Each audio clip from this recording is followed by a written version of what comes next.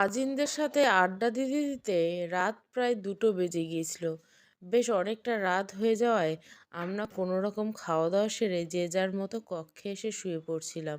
বিছানায় গা এলিয়ে দিতে রাজ্যের ঘুম এসে ভর করেছিল নেত্রপল্লবে। সকালে ঘুম ভাঙল ঋষিতার হাঁকাহাঁকিতে।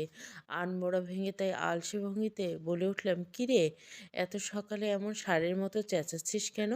কোমরে হাত দিয়ে মৃদু চিৎকার করে ঋষিতা বলল, কটা বাজে খেয়াল আছে কোনো? মাইমা এসে তোকে ডেকে গেছে কতবার। আজ না আমাদের ভূতের আড্ডায় যাওয়ার কথা ছিল, তোর জন্য আর যাওয়া হলো না আমাদের। আমার কর্ণকুহুরে ঋষিতার কথা ঠেকতে তড়িঘড়ি করে উঠে বসলাম আমি। দেওয়াল ঘড়ির দিকে নজর পড়তে দেখতে পেলাম ঘড়িতে এখন বেলা 12টা বাজতে চলছে। এই রে, আজ তো সব কাজিনরা মিলে ভূতের আড্ডায় যাওয়ার কথা ছিল। আমি সুরে ঋষিতা আবারও বলে উঠল, তুই আর আদৃশ ভাইয়া দুইটা এক গোয়ালের গরু। খালি খালি আমি বলি না, তুই আজ এমন ভোস করে ঘুমিয়েছিস, আর আদৃশ ভাইয়া তো এখন দরজা খোলারই কোনো নামগন্ধ নেই। ঋষিতার কথায় আমার কপাল আপনা আপনি কিঞ্চির ভাঁজ চলে এলো। গতকাল আমাকে আর আহিরকে একসাথে দেখে সেই যে ঘরে গিয়ে দৌড় দিয়েছে, তারপর তার ছায়াও নজরে পড়েনি আমার। বেচারার জন্য খারাপ লাগছে ভীষণ। এমন করতে তো আমার নিজেরই ভালো লাগছে না। পরক্ষণে আবার চোয়াল শক্ত করে নিজেকে শান্ত করলাম। আমি আমার সিদ্ধান্তে অটল রইলাম। বেটা মুখ ফুটে যতদিন না কিছু বলছে ততদিন আমি এমন করব বলে মনে মনে পণ করলাম। কিরে, চুপ করে আছিস কেন? তোদের জন্য তো আমার ঘুরতে যাওয়াটাই ভেস্তে গেল। করুণ সুরে এতটুকু বলে থামল ঋষিতা। আমি সরু চোখে ওর দিকে একবার চেয়ে বললাম, অন্যরা সবাই গেছে তো কি ওরা সবাই বসে থাকবে আমাদের জন্য? তা তুই গেলি না কেন? তোকে ফেলে আমি আর অরণি কিভাবে যাই বল তো? তোর খালাতো ভাই আহির তো যায়নি তুই যাসনি বলে, শুধু আলবি ভাইয়া গিয়েছে ওদের সাথে।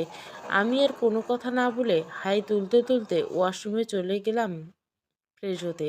ওয়াশরুম থেকে বেরিয়ে দেখলাম ঋষিতার ড্রেসিং টেবিলের সামনে বসে গুনগুনিয়ে গান গেছে, স্নো পাউডার বক্সটা হাতে নিয়ে পুরো গালে ঘষা মাজা করছে। বুঝলাম না ওর হঠাৎ এমন শুভ্র পেতনি সাজার কী কারণ। আমি ভুরু কুচকে ওর দিকে তাকিয়ে বললাম, কি ব্যাপার, এমন ধলা বাদরের মতো ছাড়ছিস যে?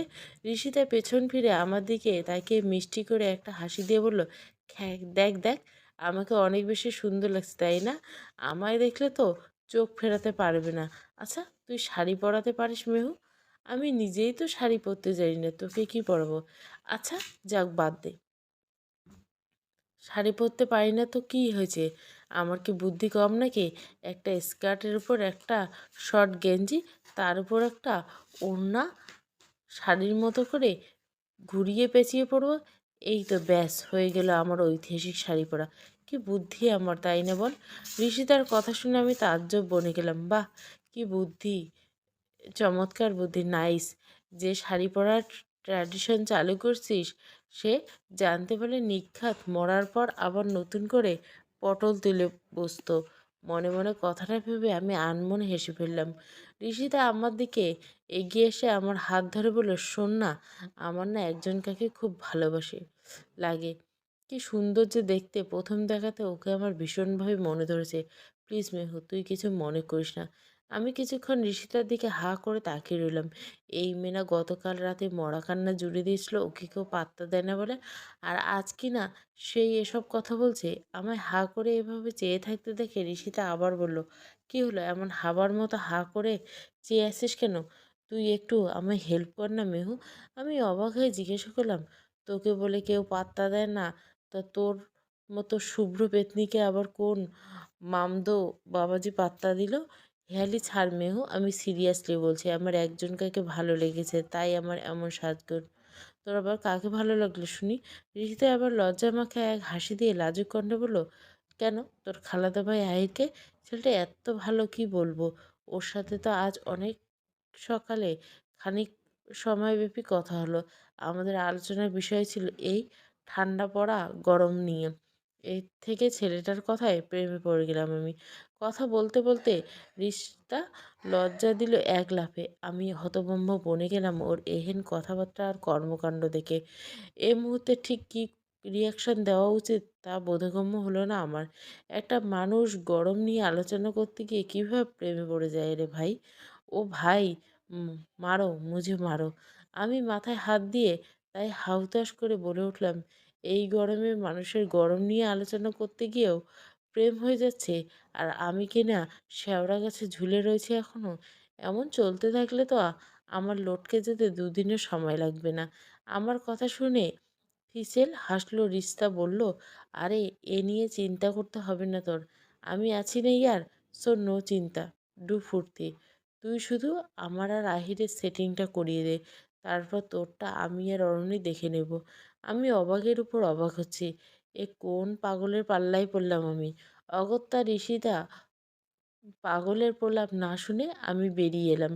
ড্রয়িং রুমে যেতেই দেখলাম সোফার উপরে গা ভাঁজ করে মোবাইল হাতে নিয়ে বসে আছে আহির। আমি আহিরের পাশে বসতে বসতে হাসি মাখা মুখে বলে উঠলাম, বাসায় বসে বসে মোবাইল চালাতে বোর লাগছে না আহির? শুধু শুধু ঘুরতে যাওয়া মিস করে দিলি কেন বলতো? আমার কথায় মোবাইল রেখে পূর্ণ দৃষ্টিতে ফিরে তাকায় আমার দিকে আহির। অধরের কোণে মুচকি হাসির রেখা ঝুলিয়ে শান্ত স্বরে বলল, তোকে ছাড়া কোথাও যেতে ভালো লাগে না মেহবুরি, আর তাছাড়া আমি গেলে তোর খারাপ লাগতো, এই জন্য যাইনি। আমি হালকা হেসে বললাম, তাই বুঝি? আহির মাথা চুলকে ফিক করে হেসে ফেলল। কি নিয়ে যে রিস্তা এক প্রকার হন্তদন্ত হয়ে ছুটে আসতে লাগলো আমার কাছে। কিন্তু বিপত্তি ঘটল। ছুটে আসতে গিয়ে পায়ের সাথে ওড়না জড়িয়ে মুখ থুবড়ে পড়ে যায় রিস্তা। দুম করে শব্দ হতে আমি গিয়ে দ্রুত ধরে ফেলি ওকে। আর এ নিয়ে আহির বেচারা হাসি চেপে না রেখে হো হো করে হেসে উঠল ফেলে বলে উঠল, আরে মিস চিংড়ি মাছ, তোমার এত বেশি গরম লেগে গিয়েছিল যে এভাবে লাফালাফি করতে গিয়ে মুখ থুবড়ে পড়ে গেলে? আহিরের কথায় লজ্জায় অপমানে ঋষিতা যেদিকে দিয়ে আসছিল সেদিক দিয়ে আবার দৌড়ে চলে যায়। যেতে গিয়ে আবারও এক দফা শুকনো মাটিতে আছাড় খেলো। কোথায় গেল তার ঐতিহাসিক শাড়ি? সব খুলে এখন মাটিতে লুটোপুটে খাচ্ছে। পরনে শুধু রয়েছে ঐতিহাসিক স্কার্ট আর গেঞ্জি। আমি এবার নিজেও হাসি চেপে রাখতে পারলাম না। আহিরের পাশে গিয়ে বসে হে হে করে হেসে উঠলাম আমি। আমি ও আহির দুজনে হাতে হাত মিলিয়ে হেসেই চলছি এক নাগাড়ে। আমাদের হাসির তোড়ে পুরো ড্রয়িং রুম কেঁপে উঠল বোধহয়। কিন্তু আমাদের হাসি কিছুতেই থামছে না যেন। এমন সময় আদৃশ ভাইয়ের আগমন ঘটল। সরু চোখে আমাদেরকে একবার পরখ করে নিয়ে ডাইনিং টেবিলের উপরে থাকা পাউরুটি মুখে পুড়তে পুড়তে আবার চলে যেতে নিয়ে কি মনে করে যেন আবার থেমে যায়। ঘাড় ঘুরিয়ে আমার দিকে ফিরে থমথমে গলায় বলে উঠল, মেহরুন, একবার আমার ঘরে আয় তো, তোর সাথে আমার কিছু হিসেব বাকি পড়ে আছে। কথাটা বলে আর এক মুহূর্ত দেরি না করে গটগট পায়ে নিজের ঘরে চলে যায় আদৃশ ভাইয়া। আমি পরপর কয়েকটা শুকনো ঢোক গিলাম। থমথমে গলায় বললাম, তিনি যে বেজায় চটে আছেন তা বুঝতে আমার একটুও বেগ পেতে হলো না। আহির আমার হাত চেপে ভয়ার্ত গলায় বলে উঠল, আতিশ ভাই হয়তো তোর উপর বেজায় চটে আছে রে মেহু। তুই শিগগির যা, নয়তো আমাদের পিঠের উপর তাল পড়তে বেশি সময় লাগবে না রে। আর তাছাড়া আমি এত দ্রুত পটল তুলতে চাই না। আমার এখনো বিয়ে করা বাকি। এই বয়সে অমন রামধলাই খেলে শেষমেশ আমার কপালে আর বউ বাচ্চা জুটবে না রে বেন। আমি মাথায় হাত দিয়ে থম মেরে আগের জায়গাতে বসে রইলাম। মনে মনে শতবার আওড়ালাম, আমার মতো যেন কারো কপালে এমন ঢ্যাঁড়স মার্কা আদৃশ ভাইয়ে না জোটে। উহ, এই মুহূর্তে আমি আর কোনো এক্সকিউজ শুনতে চাই না মেহরুন। তোকে যা বলছি তুই তা কর আগে। আমি ছলছল দৃষ্টিতে চেয়ে রইলাম সামনে থাকা ব্যক্তিটির দিকে। মানুষ এতটা নির্দয় কীভাবে হতে পারে? আমার মতো একটা নিষ্পাপ শিশুকে নির্যাতন করে উনি দাঁত কেলিয়ে হাসছেন। ওনার কি বিন্দুমাত্র মায়া হচ্ছে না আমার প্রতি? কিছুক্ষণ আগে আমাকে আরজিস ভাইয়া ডেকে যাওয়ার পর আমি যাইনি। প্রথমত ওনার মুখোমুখি হওয়ার বিন্দুমাত্র ইচ্ছে ছিল না আমার। তাই আমি তেমন ভ্রুক্ষেপ করিনি তার কথা। ভাবলেশীনভাবে আহিরকে নিয়ে আমাদের বাড়ির পেছনের বাগানটাতে এসেছিলাম। নতুন করা হয়েছে আমাদের এই শখের বাগানটা। বাগানে রয়েছে সারি সারি ফুল গাছ, ও কখনো আমার করা বাগান দেখেনি, তাই নিয়ে এলাম। ঘুরে ঘুরে বাগান দেখতে দেখতে আহির হুট করে বলে উঠল, মেহবুড়ি, আদৃশ ভাই ডাকার পরও তুই গেলি না কেন? ওনার ভাবে সাবে মনে হচ্ছে বেজায় চটে আছেন আমাদের উপর। তার উপর আবার ওনার কথার খেলাপ। এখন কি হবে আমাদের? আমি নির্লিপ্ত ভঙ্গিতে বেশ ভাব নিয়ে বললাম, আরে ভয় পাইস না তো। আমি কি ভয় পাই নাকি তাকে? উল্টে আমায় দেখলে ভয়ে পালায় আদৃশ হইয়া। কথাটা বলে শব্দ করে হেসে উঠলাম আমি। আহির মুখে জোরপূর্বক হাসি ফুটল, পরক্ষণে কি মনে করে মুখের হাসিটা মিলিয়ে গেল। আগের বারে থাপ্পড়টা এখনো মনে পড়লেই তার গালটা কেমন যেন নড়ে বড়ে ওঠে। বিলাপ করে তাই বলল, তুই যা বলছিস আমি কিন্তু তাই করছি। কিন্তু এখন যদি তোর চাচাতো ভাই এসে আমার এমন শুকনো পাটকাঠির মতো শরীরে বেদম প্রহর করে, তাহলে কেউ আর আমাকে পটলতলার হাত থেকে বাঁচাতে পারবে না। আমি এত তাড়াতাড়ি মরতে চাই না। ও বউ, কোথায় তুমি? বাঁচাও আমারে। আমি আমার চুল উলিয়ে ভাবলেশীনভাবে বললাম, আরে তুই শুধু শুধু টেনশন করছিস ভাই। আদৃশ ভাইয়ার নাকি কিছু বলার সাহস আছে নাকি? আমার কথার মাঝে কর্ণকুহুর এক গম্ভীর কণ্ঠস্বর ভেসে আসতে থেমে গেলাম আমি। পরপর কয়েকটা শুকনো ঢোক গিলে ফেললাম। পেছন ফিরে তাকে মেখে হাসার বৃথা চেষ্টা করলাম মাত্র। আহির দাঁতে চাচ্ছে অস্ফুট স্বরে বলল, মেহবুরি, তুই আজ শেষে, আমি চলি, নয়তো আমি। আদৃশ ভাইয়া আমাদের দিকে এগিয়ে আসতে আসতে আলতো হেসে বলল, আরে আহির যে, কেমন আছো ভাই আমার? আহির কোনো মতে মেয়েকে হাসি দিয়ে বলল, এই তো ভালো আছি। আপনি মেহুর সাথে কথা বলেন, আমি তবে যাই। আরে আরে, তুমি পালাচ্ছ কেন আহির? আমি তো তোমার বড় ভাইয়ের মতো, তাই না? বড় ভাইকে দেখলে পালাতে হয় বুঝি? আদৃশ্যের কথায় এমন মানুষ রূপ দেখে কিছুটা ভড়কে যায় আহির আমতা আমতা করে। তাই বলল, না মানে ভাই, আসলে আমার না এখনো বিয়ে করা বাকি পড়ে রয়েছে, তাই আমি যাই। আদৃশ্যের কপালে কিঞ্চিত ভাঁজ ফেলে সন্ধিহান চিত্তে বলল, তুমি না সবে এসএসসি দিলে, তো এই বয়সে বিয়ে করার শখ জেগেছে তোমার? ইস, বাচ্চা বাচ্চা পোলাপানও আজকাল বিয়ে করতে চাই, কিন্তু করলাম তো আমি এই জীবনে। আমার যে বউ থাকতেও বউ নেই। শেষোক্ত কথাগুলো বিলাপের সুরে বলে থামলো আদৃশ। আমার দিকে এগিয়ে আসে আদৃশ ভাইয়া পুনরায় আহিরের উদ্দেশ্যে বলল, আচ্ছা আহির, তুমি মেহমান মানুষ, যাও ঘরে গিয়ে রেস্ট নাও। আমি একটু তোমার মেহবুরির সাথে জরুরি কথা বলে আসি, কেমন? আহির মাথা নাড়িয়ে সায় জানিয়ে প্রস্থান করে, যেন পালিয়ে বাঁচতে পারলেই ছেলেটা বাঁচে। হুট করে ওর আচরণে এমন আমূল পরিবর্তন দেখে আমার সন্দেহ হয়। আদৃশ ভাইয়া আবার সত্যি সত্যি ছেলেটাকে ধুলাই দিয়ে বসলো না তো? কি ব্যাপার মেহু পাখি, চুপ করে এভাবে দাঁড়িয়েছো কেন? চলো আমার সাথে, তোমার একটু খাতির যত্ন করার সুযোগ দাও এই অধমকে। আদৃশ ভাইয়ের এমন মিষ্টি মিষ্টি বুলি শুনে এই মুহূর্তে আমার মনে ভয় জেঁকে বসলো। এখন তো এত ভালো ব্যবহারের কথা নেই, তাহলে কি তার মনে অন্য কিছু চলছে? নিশ্চয় কোনো ফোন দিয়ে আসছে আমায় শায়েস্তা করার জন্য। ভয়ার্ত চাহনিতে আমি একবার দৃষ্টিপান করলাম তার মুখশ্রীর পানে। এক দৃষ্টিতে একদম শান্ত চাহনিতে সে চেয়ে আছে আমার পানে। আজ তার নেত্রের মাঝে কোনো চঞ্চলতা ভাব নেই। এটা কোনো ঝড়ের পূর্বাভাস নয় তো? এসব ভেবে আমার মুখটা একেবারে পাংশুটে হয়ে গেল যেন। আদৃশ ভাইয়া এবার আর কোনো কথা না বলে আমার হাত ধরে টেনে নিয়ে যায় নিজের কক্ষে। আমি বাধা দিতে চাইলেও পারলাম না। ঘরে এসে ঠাস করে দরজা দিয়ে দেয় আদৃশ ভাইয়া। আমার বুকটা ধক করে ওঠে। ভয়ে জড়সড় হয়ে ঘরের এক কোণে দাঁড়িয়ে রইলাম আমি। উনি এই মুহূর্তে ঠিক কী করতে চাইছে তা বোঝা বড় দায়। সে আমার দিকে যত এগিয়ে আসছে আমার ভয় তত বেড়ে চলছে। মনে করে সন্দেহের দানা উকি দিল। ওনার মনে খারাপ কিছু নেই তো? আমার পরনে থাকা কামিজটা খামচে ধরলাম আমি, তবু নিজেকে শান্ত রাখলাম। আমার দিকে এগিয়ে এসে কণ্ঠে কিছুটা গাম্ভীর্যতা এনে বলল, তুই এমন কেন মেহু? তুই কি সত্যি কিছু বুঝিস না, নাকি না বোঝার ভান করিস? তার কথায় আমি চকিত হলাম। আমি জানি না সে কি বলতে চাইছে, তবু তার মুখে থেকে শোনার জন্য আমি নির্বাক দাঁড়িয়ে রইলাম। আদৃশ ভাইয়া এবার আমার একটা হাত নিজের হাতের মুঠো নিয়ে করুণ সুরে বলল, তুই সবটা যেন এমন করছিস কেন মেহু? তোর পাশে অন্য কাউকে সহ্য হয় না যে আমার? আমি তবুও নির্বিকার রইলাম, উৎসুক হয়ে তার পানে চেয়ে রইলাম। এবার সে আমার হাতটা ছেড়ে দেয়। মুখে কিছুটা কাঠিন্য ভাব এনে শক্ত কণ্ঠে বলে, নেক্সট টাইম যেন তোর পাশে আহিরের ছায়াও না দেখি আমি। তা না হলে কিন্তু আমার চাইতে খারাপ কেউ হবে না। আমি এবার চুপ থাকতে পারলাম না। মৃদু স্বরে বললাম, আহির তো আমার খালাতো ভাই, ও আমার সাথে থাকলে কি সমস্যা? আমার কথা শুনে আদৃশ ভাই থমথমে গলায় বলল, খালাতো ভাই হোক বা পাড়াতো, যে ভাই হোক না কেন, সবার থেকে 10 ফিট দূরে থাকবি। খবরদার আমার কথার জন্য নড়চড় না হয়। আমি এবার কিছুটা অবাক হয়ে বললাম, তাহলে সবার আগে তুমি দূরে সরো। তুমি তো আমার চাচাতো ভাই, আপন তো ভাই নও? এবার আদৃশ ভাইয়া বোধহয় তেলে বেগুনে জ্বলে উঠল, দ্বিগুণ তেজে, তাই বলে উঠল, এমনিতেও ভুল করেছিলি, তার উপর আবার আমার মুখে মুখে তর্ক। এই, এক্ষুনি 200 বার কান ধরে উঠবস কর, এটাই তোর পানিশমেন্ট। তার দিকে আমি হাঁ করে তাকিয়ে রইলাম কিছুক্ষণ। আরে, আমি ভুলটাই কি বললাম? এই বেটা বলে কি এসব?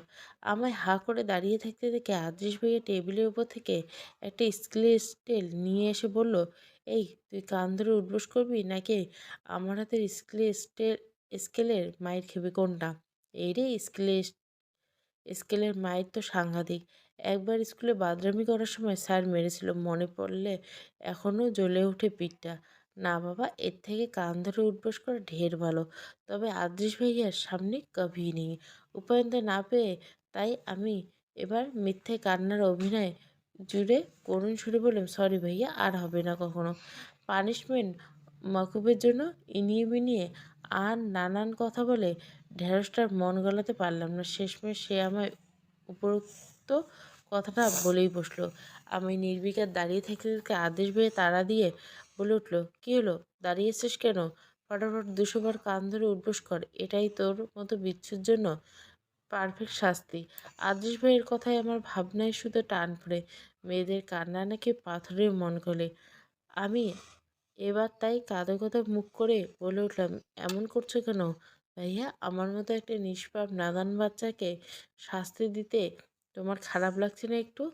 আদৃশ ভাইয়া এবার আমার একদম কাছাকাছি এসে কিছুটা ঝুঁকে তীক্ষ্ণ স্বরে বলল, সিরিয়াসলি তুই বাচ্চা? তাহলে তোর আচার আচরণ এমন ইঁচড়ে পাকাদের মতো কেন? আমি নিরুত্তর। তবে মনে মনে ওনার 14 গোষ্ঠীর ছাদ্য পড়াতে গিয়ে আমি নিজেইকে ধমক দিলাম, আরে ওনার 14 গোষ্ঠী মানে তো আমার 14 গোষ্ঠী, ছিছি, নিজের বাপ দাদা পূর্বপুরুষদের কি কেউ গালি দেয়? আদৃশ ভাইয়া এবার থমথমে গলা বলে উঠল, তুই যে আমার ডায়েরি পড়ছিস তা বুঝতে আমার বাকি নেই। তুই তো সবই জানিস, তাহলে এমন না জানার ভান ধরছিস কেন? এত কিছুর পরে তুই কেন বোঝাতে চাইছিস না না যে তোকে আমি ঠিক কতটা আমি উৎসুক হয়ে শুনছিলাম কথাটা, কিন্তু বেটা প্রত্যেকবারে ভা ভা করতে করতে মাঝপথে থেমে যায়। কোনোদিন পেতনি এসে ভাও দিবে, তখন বুঝবে ঠেলা। এবার সত্যি সত্যি আমার মেজাজ সপ্তম আসমানে চড়ে গেল।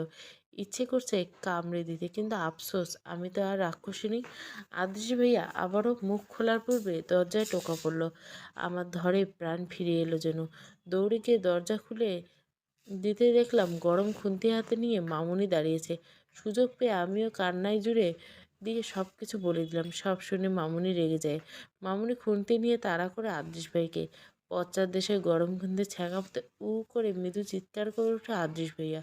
তাড়া করতে করতে ক্ষিপ্ত গলায় মামুনি বলে, তবে রে, এত বড় সাহস আমার মেয়েকে কান ধরে উঠবোস করানো? দাঁড়া, দেখাচ্ছি মজা। বাচ্চার দেশে হাত দিয়ে ডলতে ডলতে আদৃশ ভাইয়া আকুতি ভরা কণ্ঠে বলে উঠল, আম্মু, আমি আর জীবনে মেহুকে কান ধরে উঠবোস করানোর কথা স্বপ্নেও ভাববো না। পেছনটা বোধহয় ঝলসে গেল রে বাপ। মা ছেলে এমন কাণ্ড কারখানা দেখে আমি হাসতে হাসতে বেরিয়ে গেলাম। এবার বোঝো ঠেলা, আদৃশ চান্দু। এই মেহেরুন ইমরাত খানের পেছনে লাগতে আসলে অমন গরম খুন্তির ছ্যাঁকা খেতে হবে। ভ্যা ভ্যা করতে গিয়ে এখন বেচারা ম্যামা করছে। চোখের পলকে এর মাঝে কেটে গেছে 2 দিন। এই 2 দিনে আমার সব কাজিনরা মিলে অনেক আনন্দ উল্লাসে মেতেছিল। তবে আজ যখন ওদের ফিরে যাওয়ার পালা, তখন মনটা আমার কেমন তীব্র বিষণ্ণ ছেয়ে গেছে। ওদের সবাইকে বিদায় জানিয়ে নির্বিকার ভঙ্গিতে কক্ষে এসে বসে রইলাম খানিকক্ষণ। গত 2 দিনে একবারের জন্য আদৃশ ভাইয়ের সাথে আমার আর সাক্ষাৎ হয়নি। তবে অবাধ্য 2 নয়ন তাকে খুঁজছে বারবার, কিন্তু তার দেখা আর মিলল কই? থম মেরে সারাক্ষণ গৃহবন্দী হয়ে বসে রইলাম যে। আমি তাকে নিয়ে আর মাথা ঘামাইনি। সে তার মতো থাকুক, আর আমি আমার মতো। হয়তো আমার উপরে চটে আছে খুন্তি পড়ার বিষয়টা নিয়ে, এজন্য বোধহয় আর সামনে আসেনি। রিস্তা আর আহিরের মাঝে এই কয়দিনে বেশ ভাব জমে উঠছে। ওদের দুজনের দুষ্টু মিষ্টি ঝগড়া আর খুনসুটি বেশ উপভোগ করে আমি। সবার জীবনে ওদের প্রেমের বসন্ত হলো, তবে আমার জীবনে আর এলো কই। এসব মিলিয়ে মনটা কেমন ভারী হয়ে উঠলো আমার। কাঁধে হাত রাখতে পাশে এসে বসলো রিস্তা। আমার মুখটার দিকে নিজের দিকে ফিরিয়ে আমার দুই গাল দুহাতে রেখে বলল, তোর মন খারাপ মেহু? আমি মাথা নাড়লাম। তপ্ত শ্বাস ফেলে রিনরিনে কণ্ঠে আবার রিস্তা বলে উঠল, আমি জানি তোর মন খারাপ, তবে মেহমান চলে যাওয়া না আদৃশ ভাইয়ের জন্য, তাই তো? আমি নির্বিকার চিত্তে সেখানে ঠায় বসে রইলাম। রিস্তা এবার আমাকে শক্ত করে জড়িয়ে ধরে আদুরে ভঙ্গিতে বলল, এত মিষ্টি একটা মেয়ের মুখে মেঘে ছায়া থাকলে কি ভালো লাগে? একটু হাস, নয়তো আমি সুড়সুড়ি দিব কিন্তু। কথাটা বলে দেরি, কিন্তু ও সুড়সুড়ি দিতে দেরি হয় না। আমি না চাইতেও এবার হেসে ফেললাম। এবার হুট করে ভেসে এলো মেঘেদের গর্জন। এলোমেলো বাতাস বইতে শুরু করছে চারপাশে, কিন্তু মুহূর্তের মাঝে অন্তরিক যেন ঘন কালো মেঘে ছেয়ে যায়। দীর্ঘ তাপদাহর পর আজ আকাশের বুকে চিরে ধরণীর বুকে নেমে আসবে বৃষ্টির ফোয়ারা। বর্ষর মুখে এমন শীতল পরিবেশ দেখে খুশিতে নেচে উঠল রিস্তার মন। হাত ধরে তাই টেনে নিয়ে অতি উচ্ছ্বাসের সহিত রিস্তা বলে উঠল, আজ কতদিন পর বৃষ্টি হচ্ছে মেহু। আমার তো ভিজতে মন চাচ্ছে। আর আদৃশ ভাইও তো ঘাপড়ি মেরে ঘরে বসে আছে। এটাই তো মোক্ষম সুযোগ। চল, আমরা ছাদে গিয়ে বৃষ্টি ভিজে আসি। মুহূর্তেই আমার মনের সকল বিষণ্ণতা কেটে গেল যেন। দুজনে হাত ধরে এক ছুটে চলে এলাম ছাদে। ঝমঝমিয়ে রহমতের বৃষ্টি বর্ষণে শুষ্ক খা খা করা আমাদের ছাদের মেঝে আজ বৃষ্টির পানিতে টইটম্বর হয়ে উঠল। আমি আর রিস্তা হাত ধরাধরি করে এক নাগাড়ে বৃষ্টিতে ভিজে এসেছি। আহা কি আনন্দ! আকাশে বাতাসে কি সুন্দর অনুভূতি! একটু পর আমাদের এই বৃষ্টি বিলাসে এসে যোগ দেয় অরণি। আমরা একে অপরের গায়ে বৃষ্টির পানি ছিটা দিচ্ছি আর খিলখিলি হেসে চলছি। কি মনে করে যেন ছাদে এসেছিল আদেশ ভাই। এসে নজরে পড়ল বৃষ্টি বিলাসে মগ্ন তিন রমণীকে। এদের মাঝে থাকা বৃষ্টিবিলাসী এক রমণীকে দেখে থমকে যায় আদৃশ। আদৃশে মুগ্ধ নয়নে চেয়ে থাকে তার বক্ষপিঞ্জরায় পাকাপোক্তভাবে স্থায়ীভাবে আবাস গড়ে তোলা নিজের একান্ত ব্যক্তিগত বৃষ্টিবিলাসিনীকে। বৃষ্টিতে ভিজে একেবারে জবুথবু অবস্থা হয়েছে মেহরুনের। পরনে থাকা হালকা রঙের সালোয়ার কামিজ ভিজে পুরো শরীর লেপ্টে আছে তার। ফলে শরীরের আকর্ষণীয় ভাঁজ দৃশ্যমান হয়ে ধরা দিয়েছে তার নেত্রের মাঝে। মেহরুনের প্রতিটি নেত্রপল্লবের ডানা ঝাপটানিতে যেন বুকের মাঝে রীতিমতো তোলপাড় বয়ে যাচ্ছে আদৃশের। আদৃশ বেসামাল হয়ে পড়ে মেহরুনের এমন রূপে। প্রতিনিয়ত এই রমণীর প্রতিটি পদক্ষেপে তাকে একটু একটু করে ঘায়েল করে ফেলছে। শত চেষ্টা করে আজকাল নিজেকে সামলাতে নিতে ব্যর্থ হচ্ছে সে। কি আছে এই মেয়েটার মাঝে যা প্রতিনিয়ত ঘায়েল করে চলছে তাকে? আজ মনের কোণে নানান অবাধ্য ইচ্ছেরা উকি দিচ্ছে। আচ্ছা, একটু ছুঁয়ে দিলে কি খুব বেশি একটা ক্ষতি হয়ে যাবে?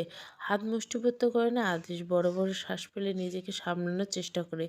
তাকে তো এইভাবে বেসামাল হয়ে পড়লে চলবে না। মেয়েটা তো এখনো ছোট। ও বোঝে কি এসবের?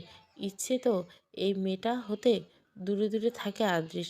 মেয়েটাকে দেখলে সে নিজের প্রতি নিয়ন্ত্রণ হারিয়ে ফেলে। অথচ অবুঝ মেয়েটা সব যেন না জানা ভান করে। ইচ্ছে করছে চুমু দিয়ে একেবারে সোজা করে দিতে, কিন্তু আফসোস মেহরুন তার জন্য বৈধ না হওয়া অবধি তাকে ছুঁয়ে দেখার সাধ্যই যে নেই তার। মনের কোণে যে ইতিমধ্যে এক রঙিন পরিকল্পনার ছক এঁকে ফেলেছে। কিছুটা ভেবে সে বাঁকা হেসে সামনে এগিয়ে যায়। ঝড়ের বেগে কোত্থেকে উড়ে এসে আমার কান টেনে ধরল। কান ধরে টানতে টানতে ছাউনির নিচে নিয়ে এলো।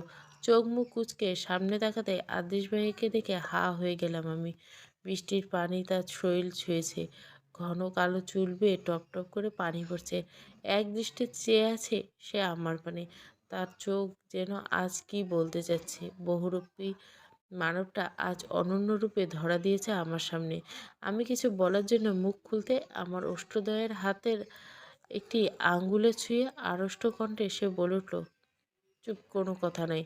আমি একবার ঘাড় ফিরিয়ে পেছনের দিক তাকিয়ে আরও এক দফা অবাক হলাম।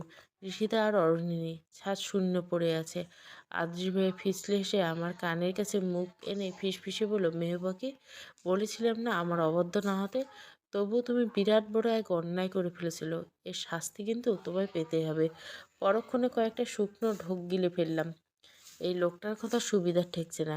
এদিকে ঋষিতা অরণি কোথায় হারিয়ে গেল কে জানে। আমি ভয়ে ভয়ে মুখ বাড়িয়ে একবার চাইলাম তার পানে। সে পূর্বে দৃষ্টি চেয়ে আছে আমার পানে। আচমকা সে আমার গাল টেনে নিয়ে আলতো করে হেসে বলল, মেহবুকি বৃষ্টিতে ভিজলে তো জ্বর বাঁধিয়ে ফেলবে। তখন তো তোমার এই ডাক্তার সাহেবের তন্নিতেই ফিরে আসতে হবে।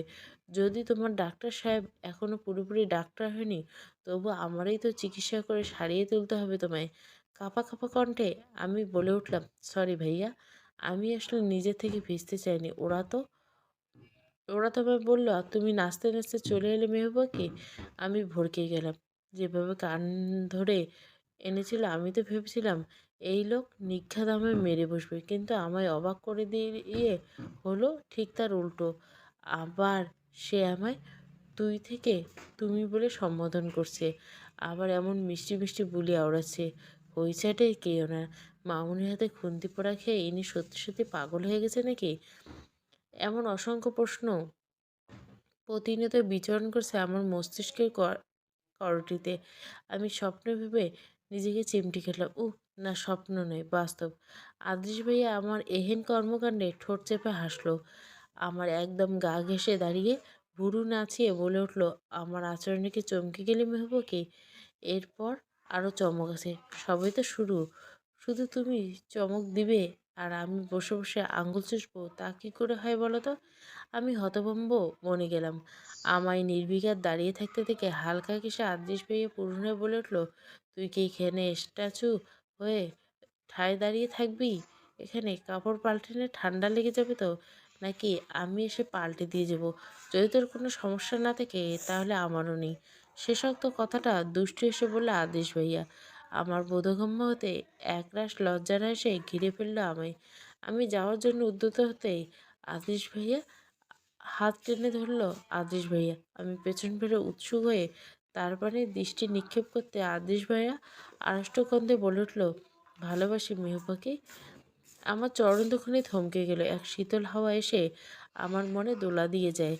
সে হতে এহেন বাক্য শোনার জন্য তো আমি ব্যাকুল হয়ে পড়েছিলাম। তাহা হইতে এহেন বাণী আমার কর্ণকুর স্পর্শ করতে যেন আমার হৃদয়ে লাগিল দোলা। মুহূর্তে আমার হৃদয়ের কোণে বয়ে গেল স্রোত। আমি অস্ফুট স্বরে বলে ফেললাম, আমি? তারপর আর কিছু বলতে পারলাম না। দুহাতে লজ্জায় রঞ্জিত হওয়ায় আমার মুখশ্রী এক ঢেকে নিজের কক্ষে চলে এলাম। আদৃশ শব্দ করে হেসে তার প্রেয়সীর যাওয়ার পানে চেয়ে।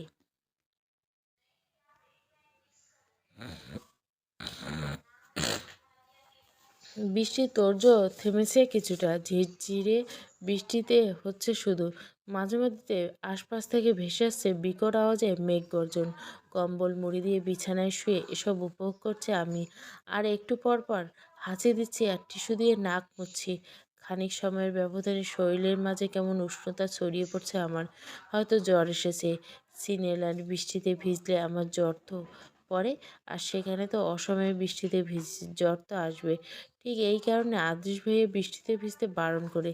কিন্তু কে শুনে কার কথা? বৃষ্টি দেখলে আমার ভিজতে মন চায়, আর প্রতি ওরে এমন জ্বরের কবলে পড়তে হয়। সেই সাথে আদৃশ ভাইয়ের বকুনি তো ফুলি। ধীর পায়ে আমার কক্ষে প্রবেশ করে আদৃশ ভাইয়া। ঘরের মৃদু বাল্বের আলোয় তার অবয়ব স্পষ্ট। তার ভাবগতি বোঝার জন্য আমি চেয়ে রইলাম তার পানে। একটু একটু করে আমার দিকে এগিয়ে এসে ধপ করে আমার পাশে বসে পড়ল সে। ধীর গলায় সে বলে পড়ল, ঘুমিয়ে পড়ছিস মেহপাখি? আমি নির্লিপ্ত ভঙ্গিতে সেভাবেই শুয়ে রইলাম। মাথা ধরছে ভীষণ, তাই কথা বলার ইচ্ছে করছে না এই মুহূর্তে। তপ্ত শ্বাস ফেলে আদৃশ ভাইয়া পুনরায় বলল, আমি জানি তুই এখনো ঘুমাসনি। তোর মতো বিচ্ছু এত সকাল সকাল কখনো ঘুমাবে না। না খেয়ে ভেবে শুয়ে থাকার কি কোনো মানে আছে আদৌ? চলো, খেতে যাবি আমার সঙ্গে। তোর জন্য আমরা কেউ খাইনি। তুই গেলে আমরা সবাই একসাথে খেতে বসবো। এতটুকু বলে থামলো আদেশ ভাইয়া মুখ নাড়িয়ে। আমি যে একটু কথা বলবো তার শক্তি টুকতে পেলাম না। শরীর কেমন যেন অসাড় হয়ে আসছে আমার। বৃষ্টিতে মনে হয় অতিরিক্ত ভেজা হয়েছে, যার ফলস্বরূপ এমন জ্বরে পড়ে কাহিল হয়ে পড়ছে আমি। আমি হয়তো কোনো জবাব না পায় আদৃশ ভাইয়ের কপালে কিঞ্চিত ভাঁজ ফেলে আমার দিকে কিছুটা ঝুঁকে কপালে হাত থেকে চমকে গেল। উদ্বিগ্ন গলায় বলে উঠল, তোর তো জ্বরে শরীর পুড়ে যাচ্ছে মিহু। এই অসময়ে বৃষ্টিতে ভিজতে আমি বারবার করে নিষেধ করেছিলাম তোকে, তবুও তো শুনিস নেই। আর এখন সেই জ্বর বাঁধিয়ে ফেললি। এখানে জ্বরের তো ভালো না। তোকে নিয়ে আমি সত্যি আর পারি না মেহুল। মানুষ এতটা কমন সেন্সই হয় কিভাবে? কথাটা বলতে বলে ঘরের বাতি জ্বালা আদৃশ হয়ে তড়িঘড়ি করে একটা কাপড় আর বাটিতে পানি নিয়ে আবারও আমার পাশে এসে বসে। বাটিতে থাকা পানির কাপড়টা ডুবিয়ে পানি ঝরিয়ে কপালে উপর দিতে রাখছে। জলপথ্যি দেওয়াতে এখন কিছুটা ভালো লাগছে আমার। এতক্ষণ চোখের মধ্যে জ্বালাপোড়া করছিল, এখন শীতলতা অনুভব হচ্ছে। নিভু নিভু দৃষ্টিতে আমি একবার আদৃশ ভাইয়ের পানে চাইলাম। তার চোখে মুখে বিষণ্ণতা ও উদ্বিগ্নতা ছেয়ে আছে আমার। সামান্য একটু জ্বরে এসেছে বলে এতটা উদ্বিগ্ন হয়ে পড়েছে সে। তাহলে আমি যেদিন যে ভয়ানক স্বপ্ন দেখছিলাম সেটা যদি বাস্তবে ঘটতো, তবে কি আদেশ ভাইয়া? উনি তো মনে হয় পাগল হয়ে যেত। একটা মানুষ এতটা ভালো কিভাবে বাঁচতে পারে? আমার মাথায় আলতো করে হাত বুলিয়ে দিতে দিতে আদেশ ভাইয়ের শীতল কণ্ঠে বলল, মেহু, তোর জন্য স্যুপ বানিয়ে আনবো। স্যুপ খেলে একটু বেটার ফিল হবে। কথাটা বলে আমার উত্তরের অপেক্ষা না করে চলে যেতে নেই। আমি হাত ধরে আটকে দিলাম তাকে। আদৃশ ভাইয়া পেছন ফিরে জিজ্ঞাসা করলো, কিছু বলবি? আমার মাথা নাড়ালাম। ধীর গলায় বললাম, আমার জন্য কষ্ট করে কিছু বানাতে হবে না ভাইয়া। আদৃশ ভাইয়া এবার কিছুটা বিরক্ত স্বরে বলল, শেষ হয়েছে তোর কথা? এবার আমি আমার কাজে যাই। তুই এত বেশি বুঝিস কেন বলতো? বৃষ্টিতে ভিজে যত বাঁধিছিস, সেই সাথে আমার রাতের ঘুম হারাম করেছিস। এমনিতে তোর জন্য আমার ঠিকমতো ঘুম হয় না, তার উপর আবার তুই অসুস্থ। শোন, চুপচাপ শুয়ে থাক, আমি এই যাব আর আসবো। যাওয়ার আগে ঋষিতাকে বলে গেল আমার খেয়াল রাখতে আর জল ফুটে দিতে। আদৃশ ভাইয়ের কথা মতো রিস্তা আমার পাশে বসে জলপট্টি দিতে দিতে আক্ষেপ শুরু করলো, ইস মেহু, তোর যে এভাবে জ্বর চলে আসবে এ জানলে তোকে আমার সাথে নিতাম না। আমি হালকা হেসে ভাঙা গলে গেলাম, আরে সামান্য জ্বরে কেউ মরে না রে পাগল। আদেশ ভাই একটু অতিরিক্ত করছে। তুই চুপ কর মেহু, আদেশ ভাই যা করছে তোর ভালোর জন্য করছে। তুই অসুস্থ আর সে কি বসে থাকবে নাকি? ঠিক আছে, বড় বউয়ের অসুস্থতায় সেবা যত্ন করছে, আহা দেখেও শান্তি। কথাটা বলে মুখ টিপে হাসলো রিস্তা। এসব কিছু হয়েছে তার জন্য। রিস্তা একটা কাজের কাজ করছে বলে নিজেকে নিজে বাহাবা দিও। সেই তো আদৃশকে গিয়ে সব বলে দিছে। মেহুরের মন খারাপ দেখে ঋষিদার মন খারাপ ভীষণ। চোখের সামনে তার বোনকে এমন মনমরা হয়ে পড়ে থাকতে দেখে ভালো লাগে না তার। আর এই জন্য তো আদৃশের কাছে ছুটে যায় ঋষিদা, যদি এসবের কিছু জানে না মেহেরিন। আদৃশ রান্নাঘরে গিয়ে মেহেরিনের জন্য স্যুপ বানাতে। ছেলে হলো টুকটাক রান্না পারে সে। মেডিকেলে পড়াকালীন সময়টা সে নিজের রান্না নিজেই করে খেত। রান্না খুব ভালো না হলেও কোনো রকম চলে আর কি। আদৃশকে রান্নাঘরে দেখে বুড়ো কুঁচকে যায় আদৃশের মায়ের। ছেলের কাছে এসে তিনি জানতে চাইলেন হঠাৎ রান্নাঘরে আসার কারণ। আদৃশ থমথমে গলায় জবাব দিল, তোমার গুণধর কন্যা জ্বর এসেছে আম্মু, তাই স্যুপ বানাতে এসেছি মহারানের জন্য। তিনি বুঝলেন ছেলেটা ক্ষেপে আছে ভীষণ, তবে মেহরুনের জ্বর এসেছে শুনে তিনি কিছুটা বিচলিত হয়ে পড়লেন। ফলে উদ্বিগ্ন গলায় বলে উঠলেন, তুই মেহুর কাছে যা, আমি স্যুপ বানিয়ে নিয়ে আসছি। আদেশ ফিরে দেখায় তার মায়ের দিকে শান্ত স্বরে বলে উঠল, তুমি আর ছোট মা সারাদিন তো অনেক খাটাখাটনি করো, এখন না হয় আমি রান্নাটা করি। আর তাছাড়া আমার রান্না এত খারাপ নয় যে মুখে তুলতে পারবে না কেউ।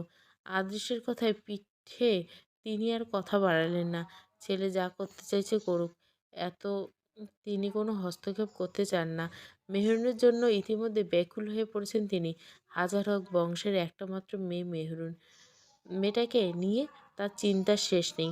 নিজের একটা মেয়ে নাই বলে এই মেয়েকে তো তিনি মন প্রাণ দিয়ে ভালোবাসেন, এমনকি সারা জীবন নিজের কাছে রাখবেন বলে ছেলে বউ করে রেখে দিতে চান এই বাড়িতে। আর তাই বিলম্ব না করে ব্যাকুল হয়ে মন নিয়ে ওর ঘরের পথে পা বাড়ান তিনি। তার ছেলের এমন কেয়ারিং মনোভাব দেখে হালকা হেসে ফেলেন তিনি। যাক, ছেলেটা তবে ওর বাবার মতো হয়নি। তার দেওয়া আদর্শ শিক্ষায় নিজেকে গড়ে তুলছে আদৃশ। ছেলের জন্য প্রাণ ভরে দোয়া করেন তিনি। ভালো থাকুক ছেলে মেয়ে দুটো। মায়ের প্রস্থানের দিকে একবার চেয়ে পুনরায় নিজের কাজে মনোনিবেশ করে আদৃশ। মেহরুনের জন্য সে এখন থাই স্যুপ বানাচ্ছে। মেয়েটা কর্ন স্যুপ খেতে পারে না, তার নাকি গন্ধ লাগে। একবার খেয়ে তো বমি করছিল। সেই থেকে তার কর্ন স্যুপের প্রতি অনীহা।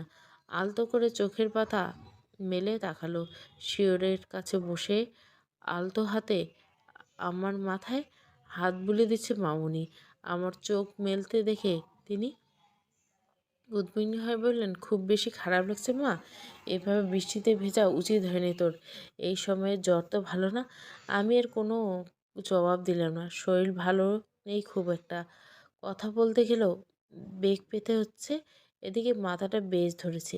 এর মাঝে স্যুপের বাটি হাতে নিয়ে প্রবেশ করলো আদৃশ ভাইয়া। বেড সাইডে টেবিলে বাটিটা রেখে আমার পাশে বসলো। আমার দিকে ফিরে থমথমে গেল, বলল, একা একা উঠতে পারবি নাকি আমি সাহায্য করব তোকে? আমি একা একা ওঠার চেষ্টা করলাম, কিন্তু সেই ব্যর্থ হতেই হলো।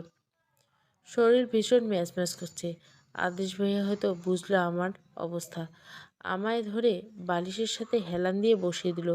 চোখ মুখ কুঁচকে ভাঙা গলায় আমি বলে উঠলাম, আমার কিছু খেতে ইচ্ছে করছে না ভাইয়া। স্যুপের বাটিটা হাতে নিয়ে এক চামচ উঠিয়ে ফু দিতে দিতে থমথমে গেল বলে, চিন্তা নেই, আমি তোকে খাইয়ে দিব। তবে গরম গরম স্যুপ ঝটপট খেয়ে ফেলবি, দেন ওষুধ খেয়ে নিবি। এখানে জ্বর ভালো না। জ্বরকে প্রশ্রয় দিলে জেঁকে বসবে। সো দ্রুত উঠে ওঠার জন্য আমার কথা মতো চলবি। খবরদার আমার কথার জন্য কোনো নড়চড় না হয়। নিভু নিভু দৃষ্টিতে আমি কিছুক্ষণ চেয়ে রইলাম তার পানে। খাওয়ার ইচ্ছে না থাকলেও এই লোকের পাল্লায় পড়ে ঠিকই খেয়ে নিতে হবে। অগত্যা আমি আর দ্বিমত না করে খেয়ে নিলাম। জীবনে প্রথম আদৃশ ভাইয়ের রান্না করা খাবার খেতে চলছে। না জানি কেমন না কেমন স্বাদ। এই জন্য মুচড়ামুচড়ি করছিলাম। কিন্তু না, যতটা খারাপ ভেবেছিলাম খাওয়ার পর তেমনটা একটা খারাপ লাগছে না। ভালোই হয়েছে। লক্ষ্মী মেয়ের মতো তাই চুপটি করে আদৃশ ভাইয়ের হাতে খেয়ে নিলাম। নিমেষে পুরো খাবারটুকু খাওয়া হয়ে গেল আমার। তারপর ওষুধ খাইয়ে শুইয়ে দিল আদৃশ ভাইয়া। মামুনি চলে গেছে কিছুক্ষণ আগে। আমার মাথায় হাত বুলিয়ে দিতে দিতে শান্ত স্বরে আদৃশ ভাই বলল, খাবারটা কেমন ছিল? চোখ বুজে অধরের কোনো মুচকি হাসি ফুটিয়ে ছাড়া ছাড়া ভাব পেয়ে বললাম, খুব ভালো ছিল। আরও কিছু বলতে চেয়েছিলাম, কিন্তু বলা হয়নি আমার। যে মানুষটা আমার জন্য এত কিছু করছে, তার রান্না খারাপ হয় কিভাবে? আমার কাছে অমৃত ছাড়া আর কিছু মনে হয়নি। আদেশ হয়ে পুনরায় ফিসফিস করে বলল, ঘুমিয়ে পড় মেহু পাখি, চিন্তা নেই, আমি আছি তোর পাশে। তবে আমার রাতের ঘুম যে কেড়ে নিয়েছিস, এর হিসাব কিন্তু আমি সুদে উসলে নিব। প্রতি রাতে যদি তোমার ঘুম না উড়িয়ে দিয়েছি, তাহলে আমার নাম আদৃশকা নয়। একবার শুধু আমার বউ হয়ে নাও, তারপর বউ আর আমি দুজনের প্রচেষ্টায় প্রতি রাত নির্ঘুম কাটবে আমাদের। শেষোক্ত কথাটা বলে বাঁকা হাসল সে। ততক্ষণে মেহরুন ঘুমের রাজ্যে পাড়ি জমিছে বলে হয়তো শুনতে পায়নি। শুনলে নিঘাত লজ্জায় নুয়ে পড়ত। পেছন থেকে রিস্তা এসে ফিচল হেসে বলে উঠল, মেহুর দিকে আর এত নজর দিয়ে না ভাইয়া। যত দেখার সব বিয়ের পর দেখেন। এখন বেচারিকে একটু শান্তিতে ঘুমিয়ে দেন। পেছন ফিরে ঋষিতার দিকে তাকিয়ে আলতো হেসে সে বলল, বড্ড বেশি বড় হয়ে গেছে ঋষিতা। বড় ভাইয়ের সাথে কেউ এভাবে কথা বলে? তবে তোর উপর সত্যি প্লিজ, তুই যা করলে আমার জন্য, তোর জন্য আমার বদ্ধমূল ধারণাটা ভেঙেছে। তোর মতো বোন সবার ঘরে ঘরে হোক। কপালে হাত ঠেকিয়ে মাথা নিচু করে বসে আসা আদেশ দুই নেত্রে ঘুমে ছেটে ফোটা নেই বলে চলে। গুরুগম্ভীর মুখশ্রীতে তার লেপ্টে রয়েছে একরাশ বিষণ্ণতা। মেহরুনের জ্বর প্রায় 104 ডিগ্রি বেড়ে গিয়েছে। জ্বরের ঘরে কী সব পলক বসছে।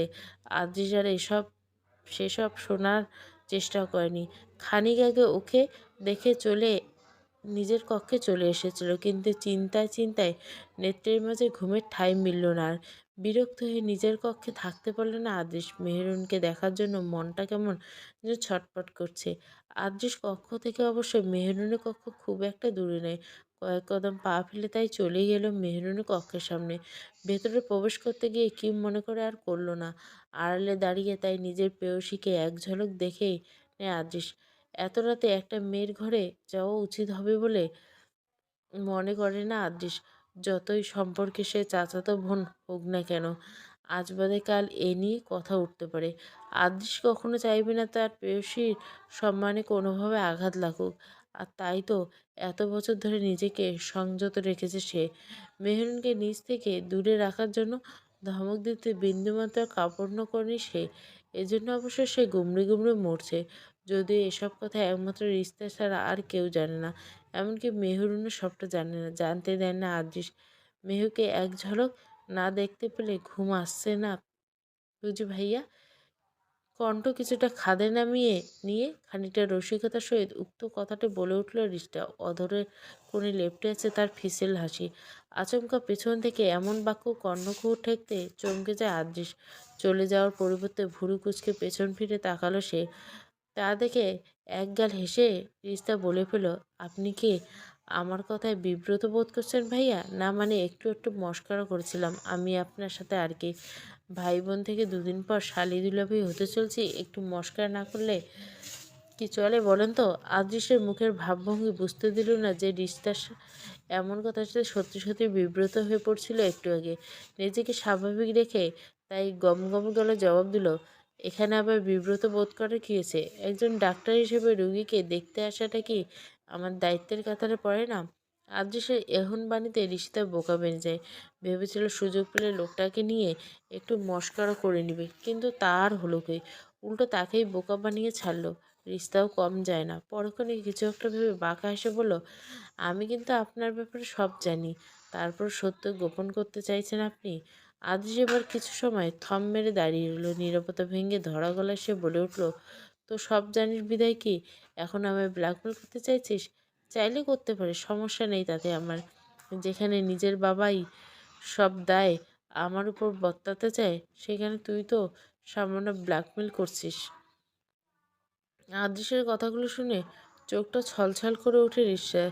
সে তার বড় ভাই সমতুল্য মামাতো ভাইয়ের সাথে এতক্ষণ যাবৎ মশকরা করছিল। এভাবে আঘাত দিয়ে সে তো কথা বলতে চায়নি। রিতার করুণ গলায় বলে উঠল, সরি ভাইয়া, আমি আপনাকে আঘাত করে কথা বলতে চাইনি, বিশ্বাস করেন। আদৃশ ফোঁস করে একটা দীর্ঘশ্বাস ছাড়ে। চোখ বুজে আলতো করে হেসে বলে, না না, আমি কিছু মনে করিনি, এমনি বললাম আর কি। দুজনের মাঝে আবারও পিনপতন নীরবতা। হুট করে আদৃশ এবার কিছুটা গম্ভীর গলায় বলে ওঠে, রাত পেরিয়ে ভোর হতে চলল, তুই ঘুমাবি না রিস্তা? নিশাচর প্রাণী হয়েছিস নাকি? এমন চলতে থাকলে তো অসুস্থ হয়ে পড়বি। মেহুর পাশে গিয়ে ঘুমিয়ে পড়। রিতা বাধ্য মেয়ের ন্যায় কক্ষে চলে যেতে নেই। দু কদম এগিয়ে কী ভেবে আবারও পিছন ফিরে আদৃশের উদ্দেশ্যে জিজ্ঞাসা করে, আপনি ঘুমাবেন না ভাইয়া? ঋষিতার কথার পরিপ্রেক্ষিতে আদৃশ তাচ্ছিল এসে বলে, আমার ঘুম। আদৃশকে অনুরোধ করে বলল ঋষিতা, এমন করবেন না ভাইয়া। আপনি শুধু শুধু কেন নিজেকে এত বেশি কষ্ট দিচ্ছেন? বাবা ছেলের মধ্যে অমন একটু একটু হয়, তাই বলে আপনি এমন করবেন না। আপনি তো যথেষ্ট বুঝদার তাহলে। আর আপনারা কিছু হয়ে গেলে মেহুর কী হবে একবার ভেবে দেখুন তো। আদৃশ্যের টনক নড়ে। ঋষিতা ভুল কিছু বলেনি। মেয়েটাকে দেখলে তো ভোলা ভোলা মনে হয়, অথচ এই মেয়ে কতটা বুদ্ধি বহন করে চলে।